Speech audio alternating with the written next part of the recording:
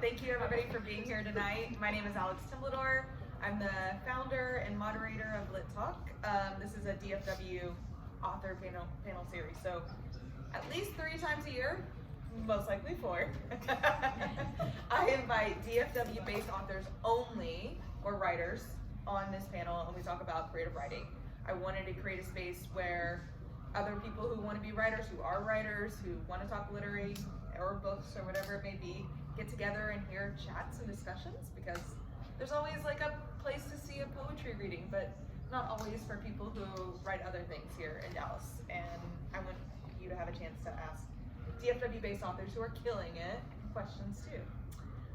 So I just want to say thank you to the Writers Garret for being our partner tonight, writingworkshops.com for being our partner tonight. This will be on the YouTube channel of Writing Workshops, so please share when it goes live. And thank you for Whose Books for hosting us. We will be at their new location next time in May at Dallas is Lit, a new literary festival by the Writers Garret. So I'm excited to have a Lit Talk then too. I'm just going to do a little introduction. I guess, do I need to do it? Yeah. My name is Alex Temblador. I'm the author of 2 novels, Half Outlaw, which is my newest one, Secrets of the Casa Rosada, which is a young adult, and I have a forthcoming writing craft book. Hopefully will be out next year. And yeah, I'm a journalist as well. Writes with a lot of magazines about travel, arts, and culture. So let's start with Will. I'm just gonna go down this way. Will is the author of several works of fiction, including the novels Marigold and The Neon Poem of Madame Macmillan. Will holds an MFA in creative writing from the University of British Columbia and was named the New York Times Editor's Choice and Rolling Stone's Hot Pop Prophet. What is it? Like, I just need that on every shirt. Yeah. Or like your business card, just Hot Pop Prophet. Yeah. He lives in Dallas, Texas with his wife and family. Thank you for being here. Yeah. And then we also have Lori Ann Stevens. She's the author of Blue Running, published in the UK in 2021. Some Act of Vision, winner of the National Reader's Choice Award. Pierre Francois, 5th Grade Mishaps, Novelist and The Spider Secret, and other novels. Her award-winning short stories have also been published in the Chicago Tribune, Glimmer Train Stories, among other literary journals. And this is like cool, because I was reading her bio, like, what? She was shocked to win the English National Opera's mini opera contest, judged by Neil Gaiman. I didn't know this was part of your life. And has since seen her libretti performed in London, Minneapolis, and Dallas. She loves listening to operas, remodeling her house, reckless optimism, and holding anyone else's babies. She also teaches at Southern Methodist University. Thank you for being here, Lori. And then we have Patrice Caldwell. She is the editor of 2 anthologies published by Penguin Random House, A Phoenix First Must Burn, 16 Stories of Black Girl Magic, Resistance, and Hope, and Eternally Yours, a Paranormal Romance anthology. And her debut novel, Where Shadows Reign, the first in a YA fantasy duology, is out in 2024 by Macmillan. Congratulations. Though she started her career as a children's book editor at 2 major publishing houses, she's now a literary agent. She's the founder of People of Color in Publishing, a grassroots organization dedicated to supporting, empowering, and uplifting racially and ethnically marginalized members of the industry, which led her to being named Forbes' 30 Under 30 list. Yeah. So thank you for being here, Patrice. Okay, let me get to my questions. First, I kind of always ask this of every author, just the very basic question. How did you come into the literary world? What made you want to get into writing? Maybe flip those questions. What made you want to get into writing? And then how did you come into the literary world? Who wants to start first? Yeah. I mean, I feel like you would go first. I was going to kick it to Will. So how to get into writing? So I was a late reader. I was dyslexic, and so I didn't learn to read. I lied and would memorize books. Or tried to. Awesome. And just for the pictures, Janet and Mark wasn't a hard. And I had a teacher in 2nd grade named Ms. Cornelia Boland, and she was really old and terrifying. And she kind of found out that I could read, and then figured out that I was probably dyslexic. And instead of putting me in special ed, she had one of my classmates sit with me, Karen Trahan, and go with her finger and go line by line and taught me how to read. And by the end of that year, I was in the 4th grade reading. Oh, wow. And she had the whole class of the 4th graders. She got in a lot of trouble, but she was retiring that year, so she didn't care. Cheers for good teachers. Yeah, so that teacher, and she would read us these really great. And thinking about what's going on with book bands right now, she would read us Greek mythology, and not just like she would read us Edith Hamilton, and like not, she wouldn't pull back on any of it. Like you have to read the full-leaded Greek myths. In fourth grade? No, second grade. Oh, second grade. Oh, and the full-leaded Greek myths in second grade. They were great. We're like, oh my god. And so, so that is still kind of this love of reading, and then I think people who love reading always, not always, but sometimes you become writers or try to. That's kind of what's It's funny because you hear two different kinds of stories. One where you have a really great teacher who inspires you. I also had a couple of wonderful teachers in high school and middle school who introduced me to books. And then you hear the other stories of people who say, my English teacher failed me and said I would never amount to anything, never write again. I'll show her. So that was the motivating force. But I happen to have good teachers too, and I think that is hopefully more common than not. And so I was writing stories when I was really little, and my older sister and I had a best friend in common, who were always competing for attention, and we decided to write books, and they voted that my sister and my friend Michelle would write the book, and I had to do the illustrations, and so I didn't get to do the writing part as much, so I was always on the outside there. Yeah. So I was scrappy. Fight to tell your stories. Fight to tell stories. Oh, I like that. I think there's a thing there. Yeah. What about you, Patrice? I mean, for me, I was I guess your classic, massive book nerd. I feel like growing up, we didn't have a TV. Not because it's always a weird story. My dad went through a lot of phases, and one of them was very much I want my kids to read. And he's a big reader, and so he put the TV in the garage. And the garage was not insulated, so no, and he it's no one went to the garage. And my dad's a wonderful guy. I want to clear, he's not. I was like, this doesn't sound great. So I would read all the time. I would just read and read and read, and I would literally steal. I'm the oldest. If I would steal my siblings library cards so that I could I would make them go to libraries so I could also check out theirs. You're you only get 5 books. No, I'm getting 4 of yours. I got one. And so I just would read all the time, and reading was just kind of my sanctuary. I had this beanbag chair in my room, and I was a big reader. Wonderful teachers who just really, really encouraged me to read, and I used to just a lot of things made sense when I got older because I found out I have ADHD. But when I was younger, I would write my parents letters.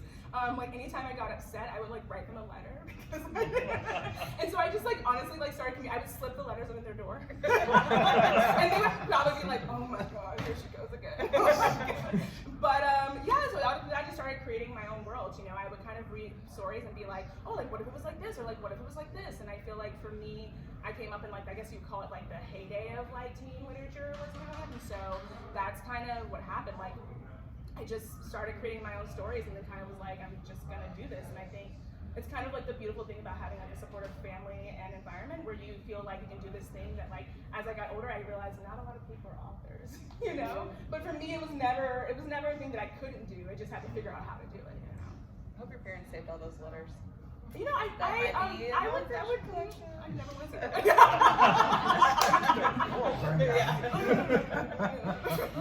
Funnier than an angry 5-year-old. There's only one that I've seen. It was literally you are the worst. I want the Barbie dream house. I was I love it. What about you? Me? The tables turn. You're I was prepared. No, I loved reading. I was walking in between classes, just reading. Nobody talked to me, and I could walk upstairs, I could walk around everywhere. We were reading in cars, I was reading everywhere, and I remember even my dad, they wanted me to read. They pushed reading super hard on me, because neither one of them went to college. My dad dropped out at 17, had my sister, so they were very big into education, and I would read so much. Me and my brother would read so much, they would get mad. Oh my god. By how much we would read. They were look up. What if we get kidnapped? You won't know where you're at. That's such a parent. They're be oh, they read too much? Read too much. You read too much. I'm Your eyes. can't win. Oh my god, yeah, they would be your eyes freaking out. I got into, eventually I was like, that's not that hard, I can do it. Started writing in junior high, junior high, I think. Yeah. And we, wrote our masterpieces in junior high, yes. Very It's much not so. that hard to write. Yeah. Everything you publish now, it's definitely not as good as anything. Right. It was great. You're definitely not a Vampires galore. Yeah. So bad. Yeah, a lot of vampire stuff. That's like a whole conversation. Like, Yeah. what were your first words? Like, whoa. Yeah. Well, every time I have a lit talk, I always kind of have a topic. And so our very first lit talk that I ever did was 2019.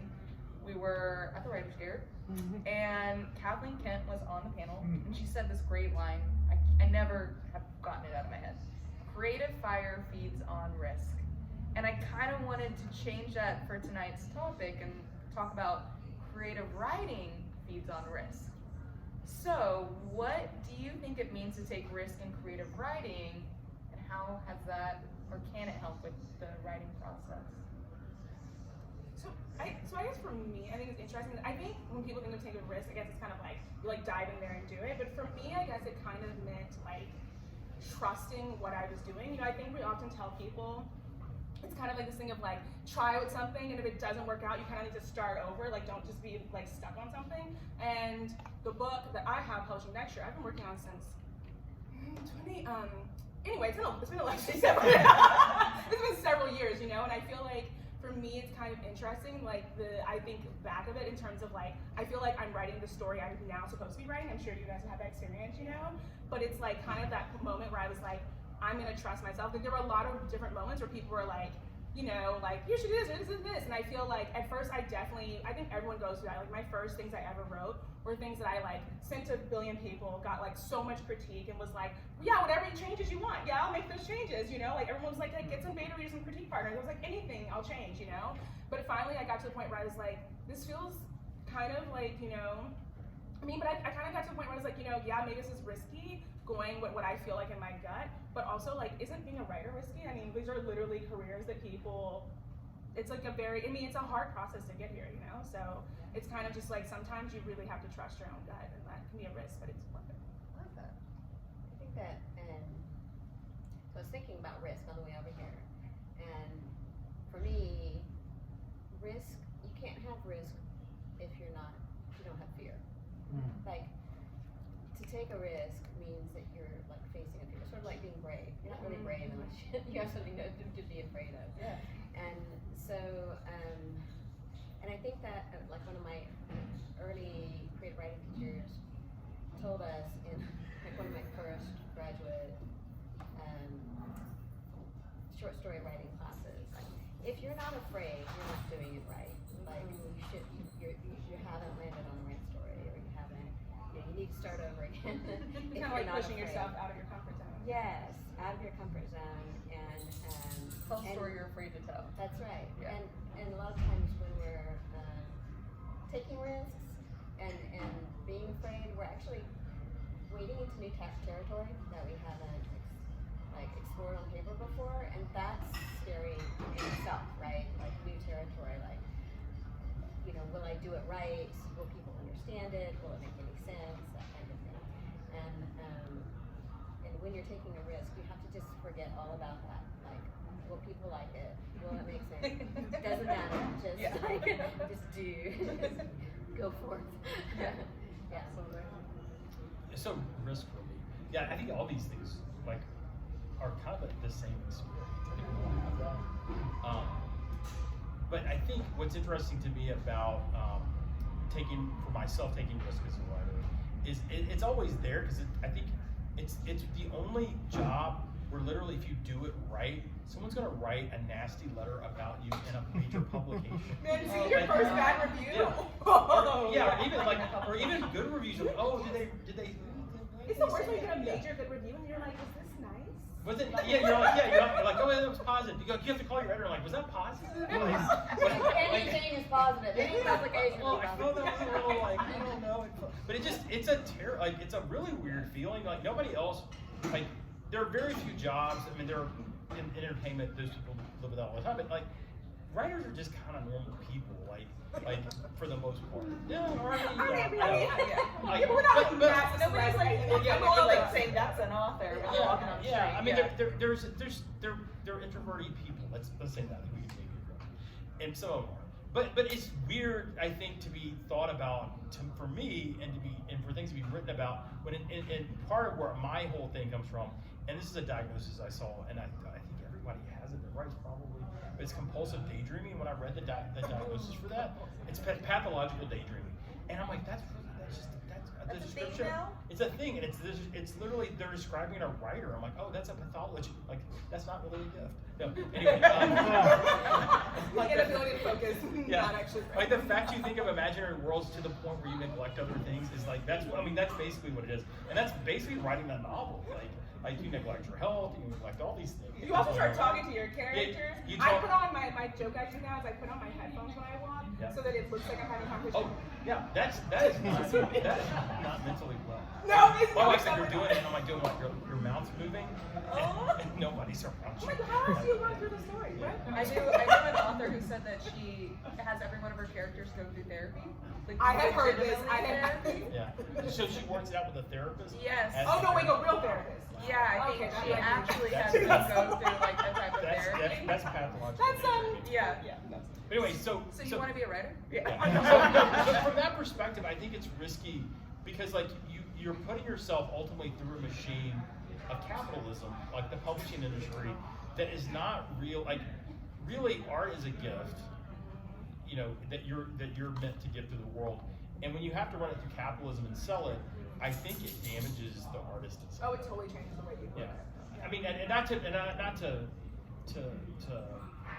We can go in and create problems with their art. But I think it's those things are kind of at cross purposes. So you have to be brave enough to say, you know what, I will write this, and if someone says something shitty about it, I'll just deal with it. Yeah. And I think that to me, particularly with like your ability to see reviews, that you can't, it's hard to avoid them.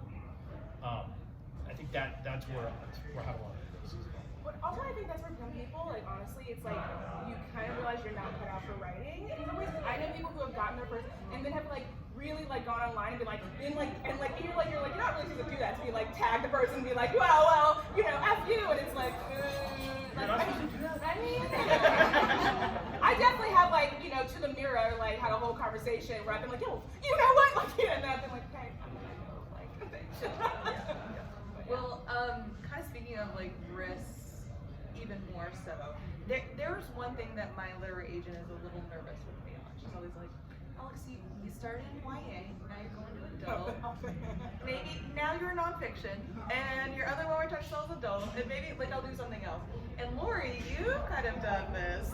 You've switched between genres of children and dystopian. I mean, this one is dystopian. It is YA as well, but you've also written like middle grade and like children's books, different types of books and writing. And some people might call that risky. Like, what calls you to, you know, want to jump around genres? I don't think there's anything wrong with it. I love it. So what, like, you know? So I'll just preface this with between ages. So it's not every age's cup of tea. No, I feel like I write. I mean, obviously, we're all writing for other people, but we also write for ourselves, right? Because we have to write.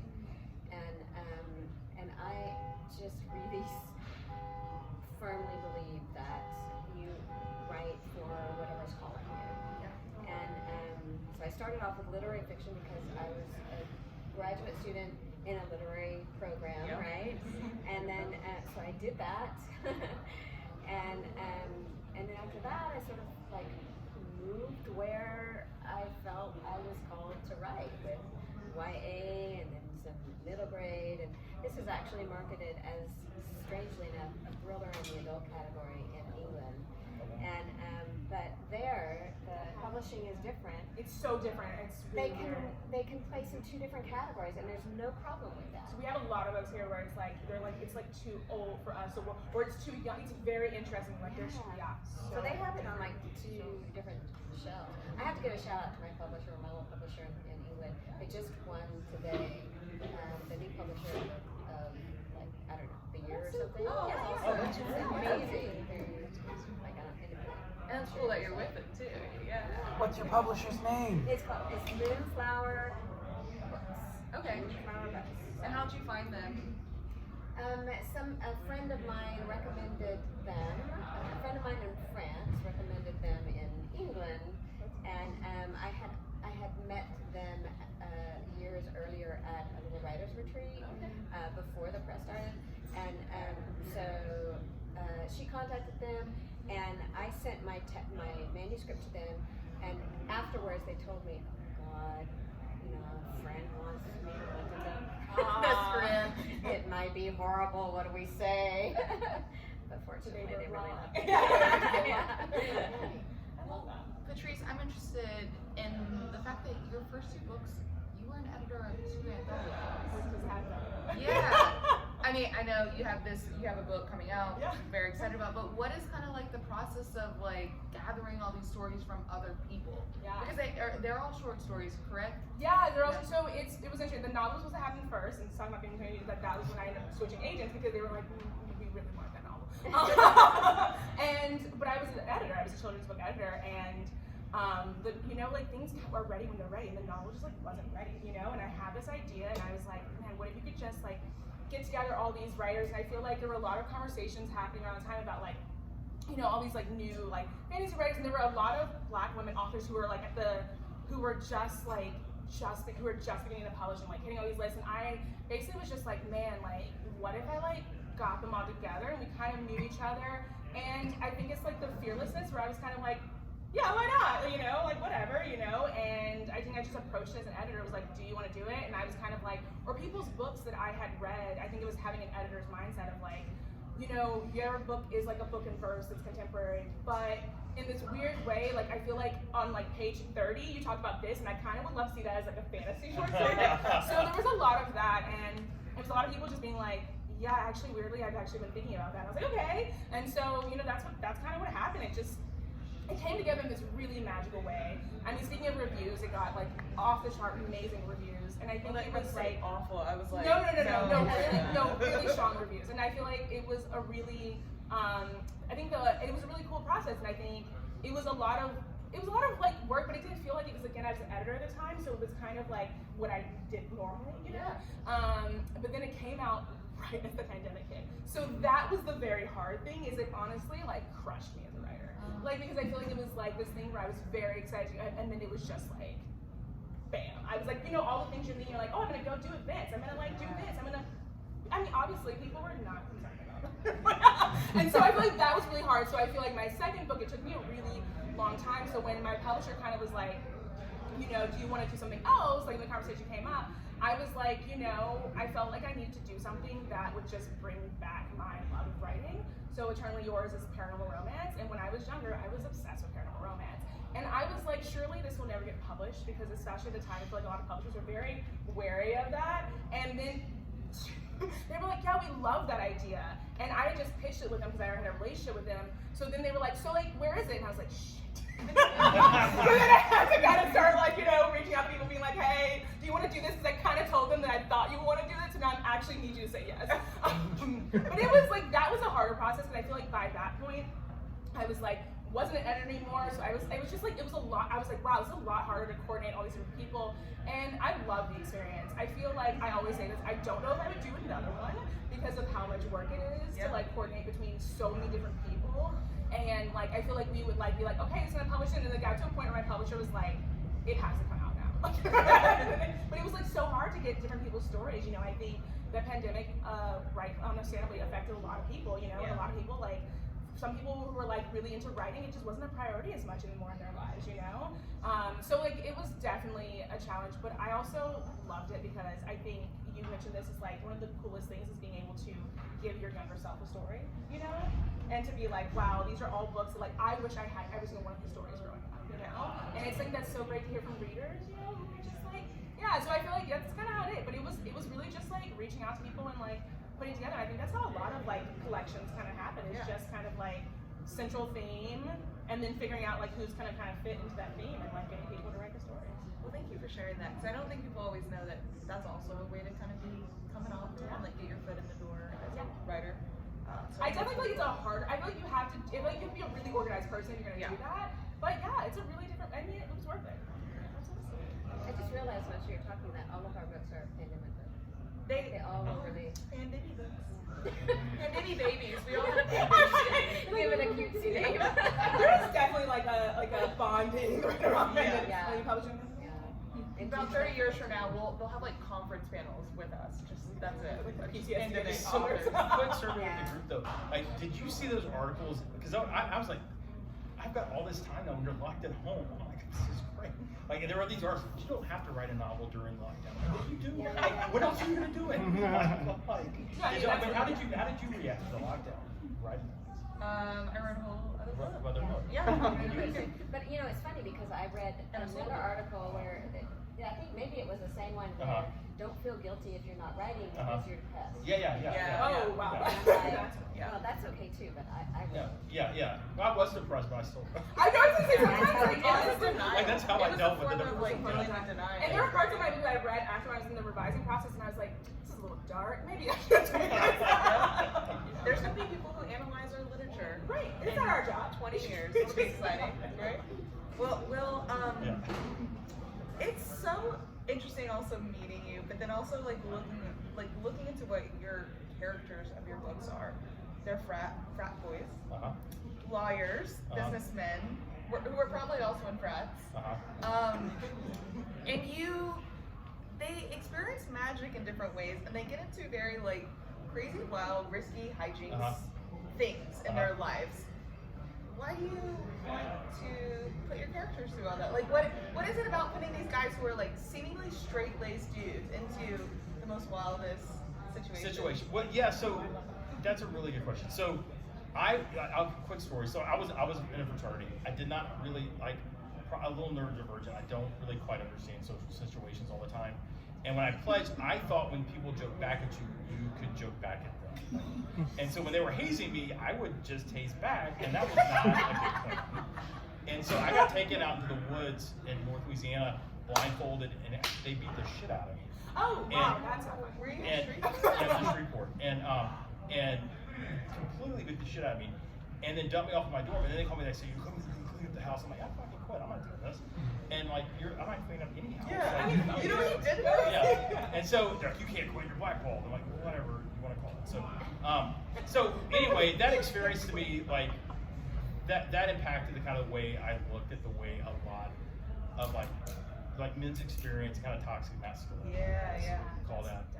How that kind of permeated the male experience, at least as I was growing up in the 80s. And then the other thing I really like, or really like to look at, is people's relationship to something greater than themselves, whether that's God, or whether that's something magical or the universe. And everybody, even the most disgusting frat boy, is going to be faced with that at some point. And is it possible to redeem that character? Like, to me, that arc is a kind of an interesting arc. Can you take this Bush Republican who lives in Lakewood who says horrible things, and can you somehow make them the hero of the story at the end and have some redemption? Is that possible? And that question is kind of where Vishnu came from. And that tends to be a theme of most of the stuff I work on, whether that's, The Worthy, or even, the Neon Palm, which is this guy works for, like, basically an oil company that's, like, spilling all over the Gulf, and his mother is a palm. Like, trying to figure out how can you take this person who does not really have the moral character to be a hero and build around it there. So. That sounds like a fun challenge as a writer, also, right? To kind of like figure that out and plot that. Yeah, it allows you to. I think it allows to make a lot of social commentary and to explore a lot of things that you got. People we wouldn't necessarily like at all. Yeah, and really try to find characters that are unlikable, and the goal is not to get you to like them at the end, but just to follow the arc to see what happens to them. So. I like that. Well, like, speaking of kind of in that kind of vein, have any of you taken a creative risk in your creative writing process, and what was it? Like, for instance, I used to be a pantser, which means I just wrote by the seat of my pants. Then my agent was like, "You have to make an outline."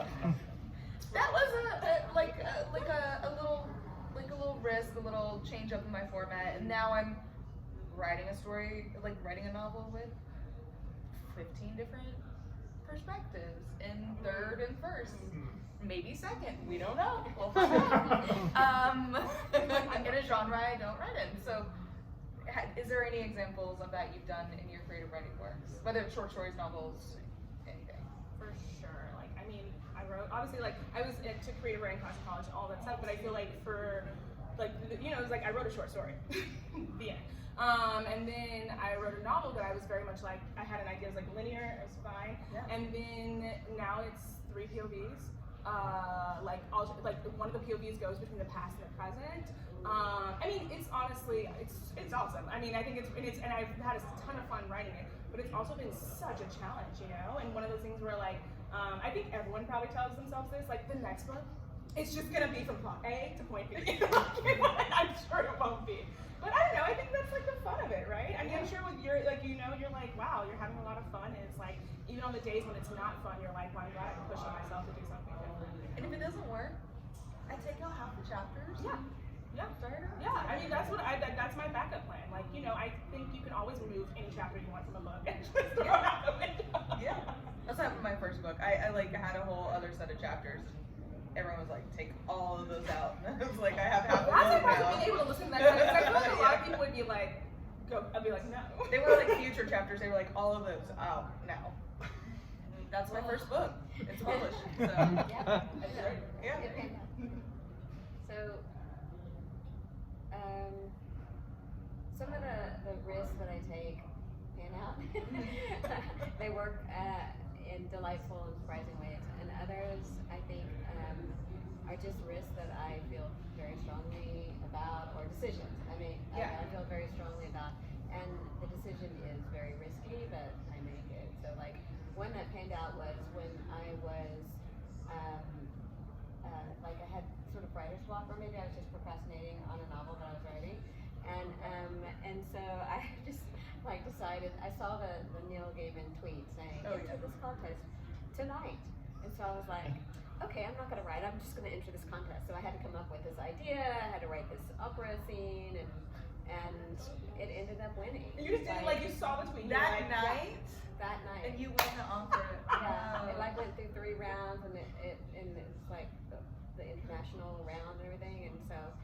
And then like these composers, like afterwards, it was tweeted, and then and I found out, you know, my phone was going off the whatever ringer, and everyone hated you after that. you were like the first person who called me and was like, congratulations, what's going on? So, That's when you're like, why are you congratulating me? yeah, I had to like pull over, and these composers from all over the world were texting me saying, do you happen to have an extra libretto that I can use for my opera? And so I literally emailed the librarian at SMU and asked her if they had a libretto writing for dummies, because I had no idea what I was doing. I was just like doing, you know. Well, I love that you did that just like spur of the Just moment, did it. and now they're I had never done it before. Just spur of the moment. I'm going to do this, and so I think that sometimes I'm like I said, I'm a huge believer in following your muse. Whatever your soul is telling you to do it, and that sort of like paid off and opened up like new doors for me. But on the other hand, sometimes you feel really strongly about something, and it means that you're taking a risk, and that happened with Novelist and the Spider Secret. And I had lots of interest from agents on that book, and it's essentially a book written for middle graders, and for girls who are like sexually abused or are dealing with, you know, the potential At risk of sexual that, yeah. at risk of that. Because the average age of sexual abuse in America for girls is 9 years old. And so I wanted to write an age-appropriate book that wasn't graphic or anything, and that would help show them how to get out of that situation through a fictional Story. narrative, Yeah. right? So I had some agents interested, but they wanted me to change it to an adult book. They wanted it to be Because like a of the memoir. topic? Because of the topic, because there hadn't been there had been, yeah. The kids go through it, like they can. I know, exactly. They go through it, but they can't read to either be an advocate or a helper or help the Recognize person it right, for recognize themselves, it. yeah. And the fact is that at that time there wasn't a middle grade, and I don't know if there is a middle grade book for children where the main character is dealing with this. Yeah. And so I wanted to provide something. So so it was like went from agent to agent who were really invested and read several versions that I kept changing for them. But I was like, I cannot do that one thing. So it ended up being published with a small publisher in California. But that just meant it didn't have the machine behind it. You know, it didn't have the marketing. It didn't, you know. So it just had a smaller audience. But lovely reviews, like really outstanding reviews. So it's there, but it's just not. Oh, absolutely, yeah. But so it's written for the audience, but it's a smaller audience now because it can't reach the. I get that. What about you? Good question. I think for me,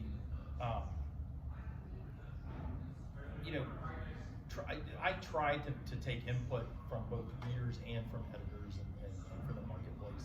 But at the end of the day, I think, and I probably have you ever read that Rick Rubin book, The Way? It just came out. Yeah, I know what you're talking about. It's I haven't read it. like, if you haven't read it, it's really fantastic. Rick Rubin, it's just all about like the role of the artist, and so I not to sound like some artist, but like I at the end of the day, where I've got with writing is like I write for myself, and I take feedback and do that. But ultimately, what a book does, it's kind of like a child. It's going to go out into the world and do what it's going to do. It's going to have a large audience or a small audience, and I have really no control.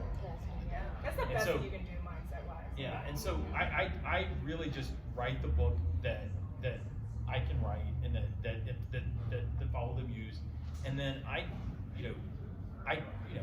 fortunately am able to like put a book out and then not have to depend on it for my income. So and I try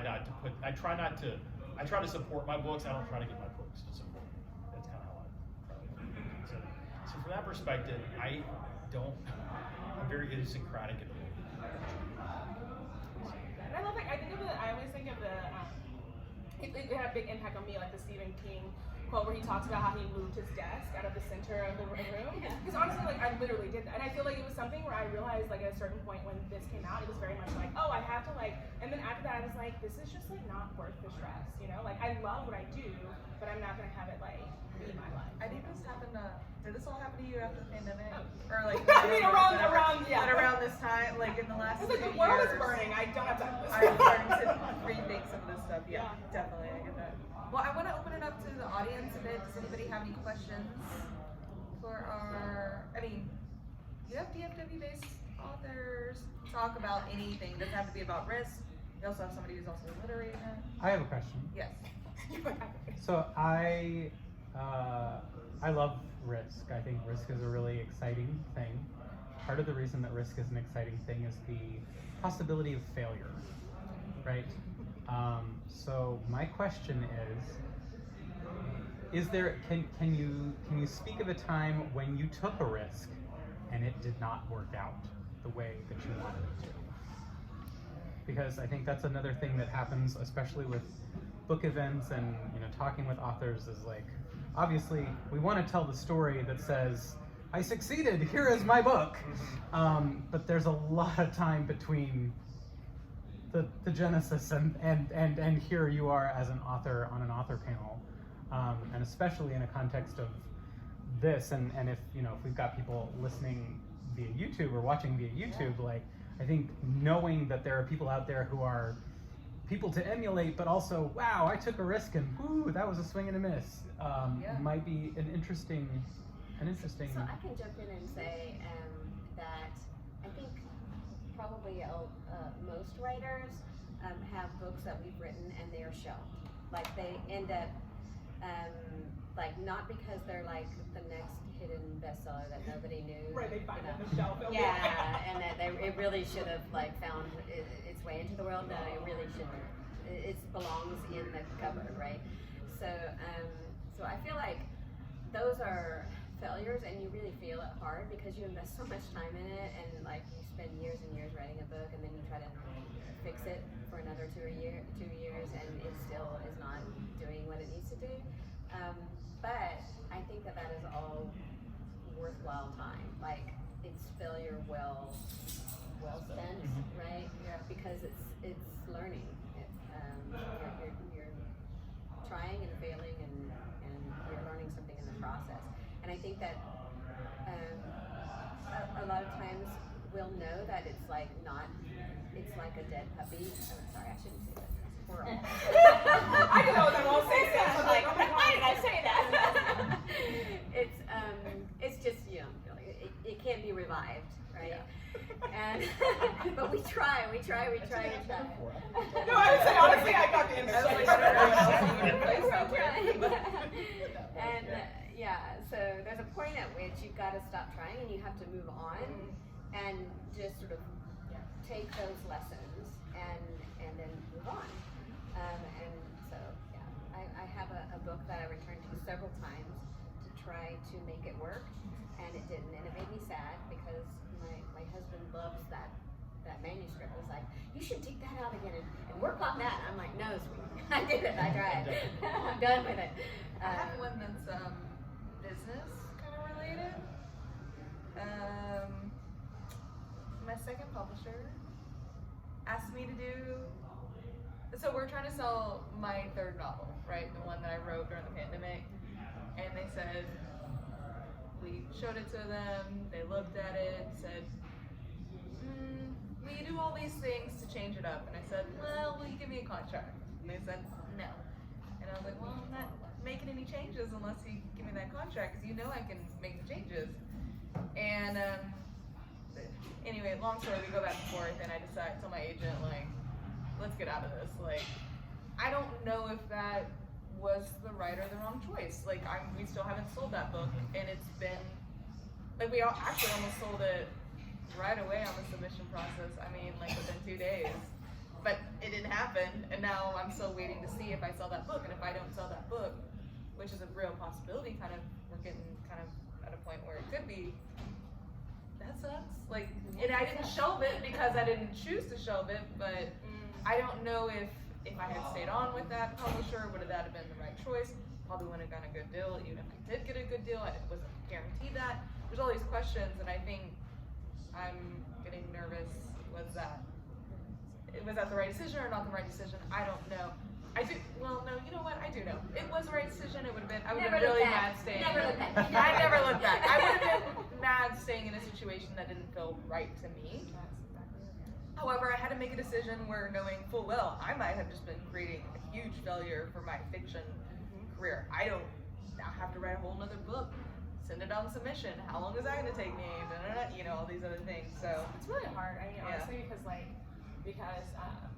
feel like similar stories in like sort of books I read, but I guess I'll talk about like the novel that's publishing next year. You always have like a way you think it's gonna go, especially when you like publish. Well, I published one book and then another was in the contract, so it kind of gets me where we're like, I got worse. Good. Yeah. Right, and then you're not. And then so like we had a whole planning agent. We were like, all right, we're gonna sit down, and then honestly, like especially as someone who was like, oh, like I know, like I was like, I just feel really good about this. So like we're gonna be literally got like passed from like all of my dream publishers. It was like pass, Yeah. and it was crushing. You know, I was so embarrassed, I like didn't tell friends. So I was like, oh my god, I can't talk to anyone about this. And then, you know, I had to like cry in the corner. I wasn't in the corner, it was probably like on the subway. But honestly, you know what? I don't regret a single thing about that, because what happened was that I decided to trust my gut and like do some revisions and actually put out the book I wanted to put out, and it sold instantly. You know, like failure is not the same as regret. Exactly, it's not the same as Yeah. regret. It's like it's totally different publisher, but it's been the best situation ever, because I feel like as the pandemic was supposed to publish earlier, and I feel like, you know, everything was happening. I was working on Eternally Yours, and I was like, this is just too much to do at once. Like the pandemic, I was like, I just need more time. And it was great too, because that doesn't always happen, to work with a publisher who was just like, you need more time, take the time. And I was like, what? You know. So I feel like sometimes like it feels like a failure in the moment, but there is not, like you were saying, there's not an author I know who has not had some moment where they were like crushed, and then like pick themselves back up and like have more. You have to have a healthy ego. We all have Right, ego. yeah. You have to really believe in your own work, but then That's also right. not so, like, you know, with the balance. Yeah, there's definitely a lot of ego work that comes with it. Whether you're ready for that or not, or you sign up, you're going to work on your ego in some way. I like how you're ready or not, like you're gonna I do had it. a student in high school that I was giving a presentation to. He was like, so do you have to have an ego to write books? I was like, absolutely, and it has got me this far. So yeah. Also, so much of writing is like, you know, even if you write with other people in the same room, like it's like alone, like, you know, like it's you have to like pump yourself up. Yeah. Yeah, you've got to be you know, in terms of failure with books and just with projects, one of the things about writing, I think, is you're always going to be shooting beyond your reach if you're doing it right. So you're always failing. Like you're always not capturing or hitting what you didn't hit this list, or you didn't get this thing, or you didn't make these sales. Like it's kind of a parade of sorrows when it comes to like, because you hear everybody's story in publishing. You've got to get very comfortable with not evaluating yourself by successes. Like oh, you got a great book deal. That's great. Well, the next thing is like, did you get a good buy from like, you know, a major seller, a bookseller? Did you? Well, that's too bad. The book's not going to do anything. And then now you're a failure. Hope you like that money. Yeah. So like 6 months ago, you had a book deal, and then 6 months later, you're now a failure because your book didn't sell enough copies. So we know a lot of people who get those big advances, and then it doesn't. or it didn't sell out. So yeah. I think a lot of times like decoupling publishing from writing is kind of a useful thing to do, and decoupling your artist from your ego is a useful thing to do. So there's a lot of opportunities to do. Well, the great thing about writing, and everybody I'm assuming here is a writer, right?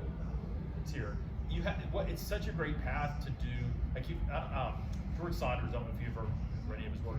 I've had the joy of introducing him a few times at the museum, and he is a Buddhist, and he's done so much work on himself and his ego, and he's the most delightful human being, like effortlessly kind and just warm and magnanimous, and that comes through in a lot of the stories.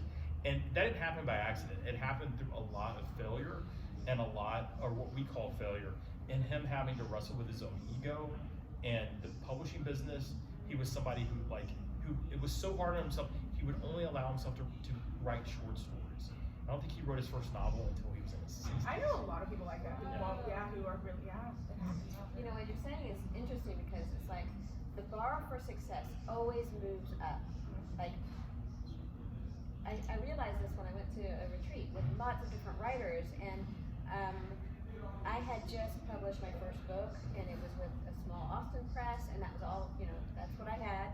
And so I went there, and with a lot of really successful authors, and there was one author who hadn't gotten published, and I was like, oh, if I could just get my first book published, I'll be successful. And if I could just win my first award, I'll be successful. And if I could just get a marketing team who, you know, like knows the worth of my book, I'll be successful. And it was like everybody there, everyone at the retreat felt like they Even were the just successful shy of ones. success. Yeah. Even the best-selling ones, Yeah. the international bestsellers, Yeah. they were like, oh, if I could just. Yeah. So it's really interesting how that is so true. You need to decouple your idea of success with your art. I think that's a super, particularly early on in your life, you want to have goals, publishing goals, but you want to have writing goals. And I think keeping separate books on those is a useful thing to do, like having a ledger So I would say the separation. writing is what you can control. Like I always say, like the writing is what you can control. Publishing, I suggest you learn how to not control it because you won't be able to. Yeah. Can we get maybe one more question? Or two, Like, we'll right, get these those two. two. Yeah. Yeah, I'll carry on with this. Not talking about failure so much, but Will, you just kind of touched on having writing goals. I wonder, you know, kind of in the way that Aaron was talking about, a lot of times we hear about success stories from writers, and I feel like the most enlightening thing for me is to hear about the rejections. I'm not really interested in the rejection part right now, but I would be curious what you all feel like you're not doing well in your writing, and what you feel like you want to work on as a craft perspective. Oh, that's a good Yeah. So for me, I right now I'm working on a fantasy novel, and I would honestly say world building has been the thing that I have really, like I feel like it's like I mean, I think in large part because I have like object permanence. I'm like, what? Like, it's like for me, like world building that. But honestly, I think that is something I had to actively teach myself how to do. Like, I felt like, I'd done it in contemporary settings, and like a lot of my first manuscripts were like contemporary fantasy or like slight magic. So like actually doing a total secondary world, like it took a lot of like, which I always suggest people reading a lot of fantasy books again, like and reading like, and then like reading a lot of craft books and just like going through it and really thinking through like, okay, now you've dumped all this information, can you do it in a way that actually doesn't feel like people are just like reading through like slogs of stuff, It's probably the thing I'm the most proud of though, because it was the hardest thing to pull off. And that's when I'm working on my revisions. For me, the hardest part is still, after all this time, balancing work life with writing. It's super hard because I teach writing and then writing, and I just take on more and more responsibilities at the university. And I love doing that. It's a part of me that I really, really love. But it's hard. I used to be able to balance a little more, like this is my writing time and this is my grading or teaching time. And I've not done very well with that since COVID. Because you feel like teaching's getting like busier. Yeah, I'm just devoting more time to that, and yeah. That's what you love. Yeah, so what's not going on in my writing with a lot. It's like, so pretty much, Good. pretty much, yeah. So like pretty much everything, like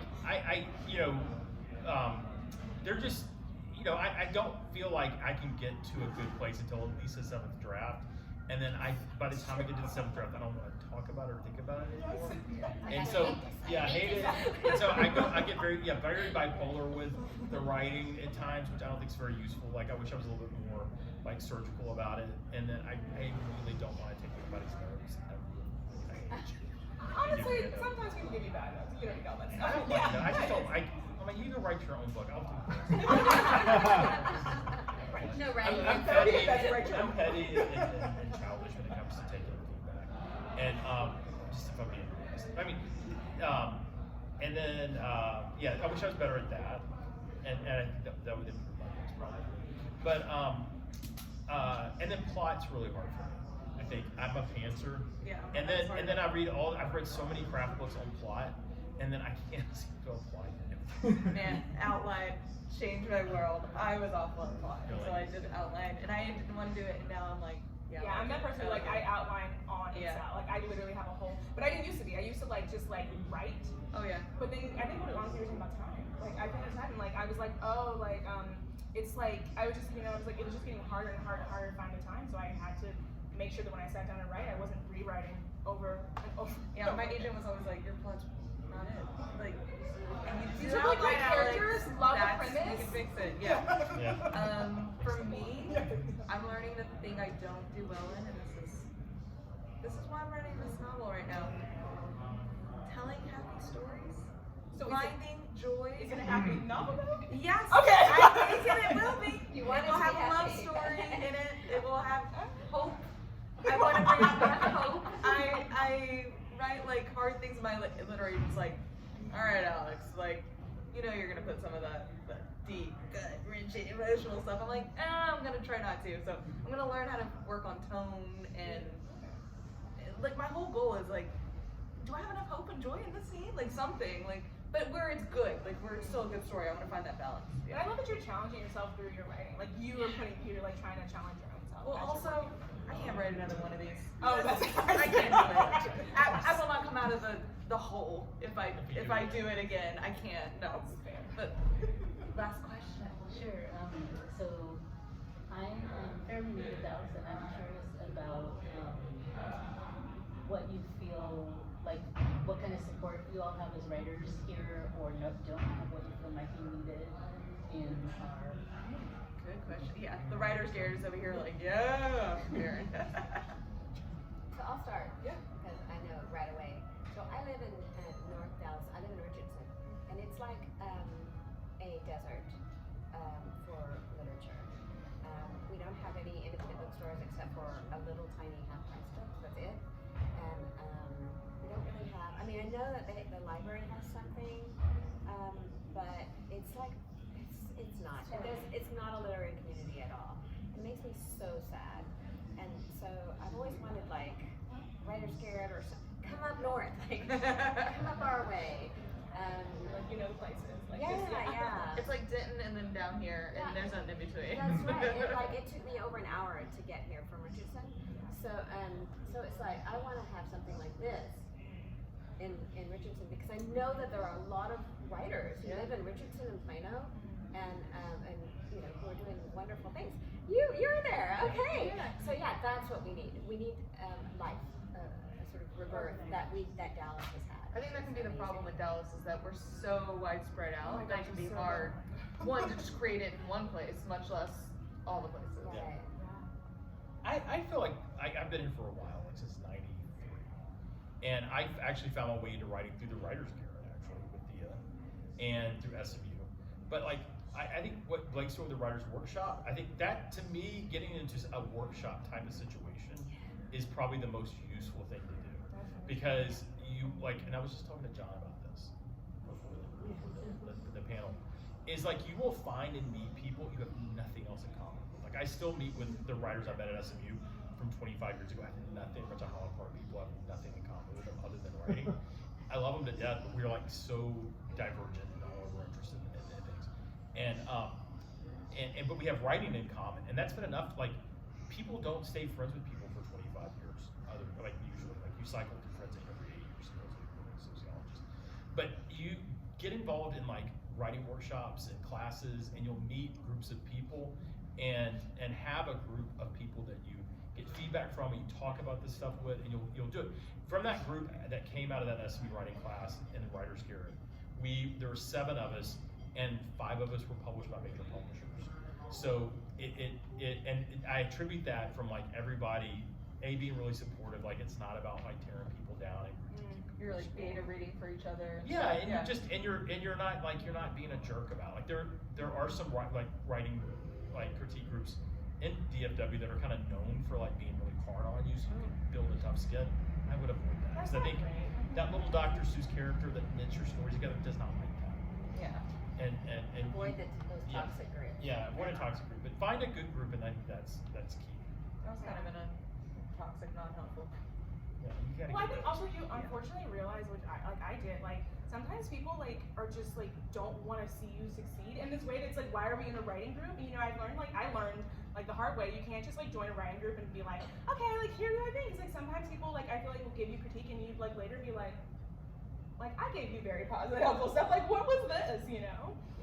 Yeah. For me, so I was from the DFW area, more Fort Worth, Arlington. And lived in New York for years, and so for me, like I have a lot of like author friends who, at this point, we all have kind of dispersed everywhere, and so like that is my community, and I would say like similarly, we're all very different people, but we all kind of started at the same time trying to pursue writing, and it was kind of the thing that was like a commonality, and then like other things became like the thing that held us together as well, you know.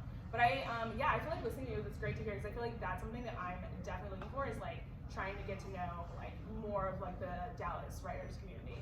And I feel the same way. I feel like the weird thing has been for me is like, especially coming from New York, it's like I'm always surprised how like the city is huge.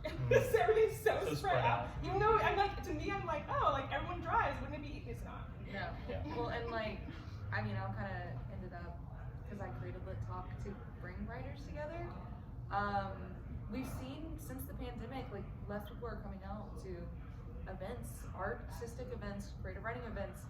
So when you do come out to these, and I know you're just new here, but like if you have been in DFW for a while, bring your friend, bring one friend, share it on your social media. Like we really need people to come out to these events so we can keep doing them. I want this to get bigger. I love that some of the series that we have, like Inner Moonlight, has a good cult following, kind of, which is great. I'm excited when we go to Who's Books, when you move to a new location, we'll have a bigger space. I want this to happen. I love that we have Dallas is Lit, a new festival coming in May. I was like, meh. Yeah, I'm glad that Dallas Literary Festival is going on at SMU. I want to see more of these things bringing us all together, because the reason I only choose DFW-based authors is I'm tired of hearing about New York and LA. We're No, it's amazing. true. I mean, that's Yeah. honestly what happens. I feel like Yeah. a lot of people have this mindset that all writers, but that's not true. Like most people, like I know more authors because it's But yeah, we're not You're gonna not live in in LA and New New York, York. Yeah. But just to kind of wrap it up, because we've gone a little bit over, but thank you so much for coming today. Last question: what are you all working on? Yeah, so I'm Rapid working on fire. my novel. Like that's what I'm working on. It's a YA fantasy. New novel coming out next 2024. Yeah, fall 2024. All right. Just another novel, but this is What- adult. It's adult? adult. Yes. Any specific genre type? It's sort of thriller, a Cool. little bit of a thriller, but more literary. Okay, okay. Literary. A book called Bartleby the Neighbor. Bartleby the Neighbor. Great His title. parents- You're like, Nice. His parents were lit professors at SMU. Oh, that's awesome. Murdered on Christmas Eve, and he lives next door to a 98-year-old lady who was one of Jack Ruby's dancers. Yes. This is my goal too, is to bring more DFW in books. I love that. Yeah. Well, thank you again for joining us tonight. And if you would like to buy the book, they're available here, and everyone will be happy to sign for you. Thank you. Thank you all. Fun, guys. Yeah.